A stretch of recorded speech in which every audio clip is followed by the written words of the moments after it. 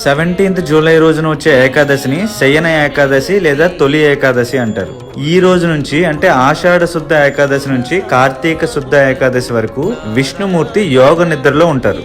విష్ణుమూర్తి స్థితికారకుడు, అంటే ఈ సృష్టి మొత్తాన్ని నడిపించే బాధ్యతలు ఆయనవి. అలాంటి శ్రీ మహావిష్ణువు యోగ నిద్రలో ఉన్నారు కాబట్టి యాక్చువల్ గా లయకారకుడైన పరమేశ్వరుడు ఈ సృష్టిని నడిపే బాధ్యతలను కూడా తీసుకుంటారు. అందుకే శ్రావణ మాసం నుంచి కార్తీక మాసం వరకు శివారాధనకి చాలా ముఖ్యమైన టైం గా చెప్తారు. ఇప్పుడు స్థితి అండ్ లయ రెండు బాధ్యతల్ని శివుడే నిర్వర్తిస్తున్నాడు కాబట్టి శివుడికి సపోర్ట్ గా దేవీ దేవతలందరూ కదిలొస్తారు. శ్రావణ మాసంలో లక్ష్మీదేవి, భాద్రపద మాసంలో వినాయకుడు, ఆశ్వీజ మాసంలో అమ్మవారు, కార్తీక శుద్ధ ఏకాదశి తర్వాత విష్ణుమూర్తి తిరిగి తన బాధ్యతలను తాను తీసుకుంటారు.